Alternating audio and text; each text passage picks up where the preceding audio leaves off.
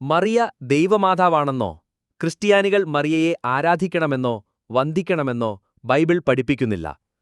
താൻ ദൈവമാതാവാണെന്ന് മറിയ ഒരിക്കലും അവകാശപ്പെട്ടിട്ടുമില്ല. ബൈബിൾ പറയുന്നത് മറിയ ദൈവപുത്രന് ജന്മം നൽകിയെന്നാണ്, അല്ലാതെ ദൈവത്തിനല്ല. ലൂക്കോസ് 1:32 പറയുന്നത് അവൻ മഹാനാകും, അത്യുന്നതന്റെ മകൻ എന്ന് വിളിക്കപ്പെടും എന്നാണ്.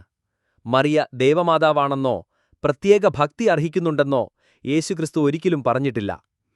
യേശുവിന്റെ അമ്മയായതുകൊണ്ട് മറിയയെ അനുഗ്രഹീത എന്ന് വിശേഷിപ്പിച്ച ഒരു സ്ത്രീ യേശുവിനോട് അങ്ങയെ ചുമന്ന വയറും അങ്ങ് കുടിച്ച മുലകളും അനുഗ്രഹീതം എന്ന് ഉറക്കെ വിളിച്ചു പറഞ്ഞു. അപ്പോൾ യേശു, അല്ല, ദൈവത്തിന്റെ വചനം കേട്ടനുസരിക്കുന്നവരാണ് അനുഗ്രഹീതർ എന്നു പറഞ്ഞു. ലൂക്കോസ് 11:27-28. ദാവീദ് രാജാവിന്റെ കുടുംബ പരമ്പരയിൽ വരുന്ന ഒരു ജൂതവംശജയായിരുന്നു മറിയ.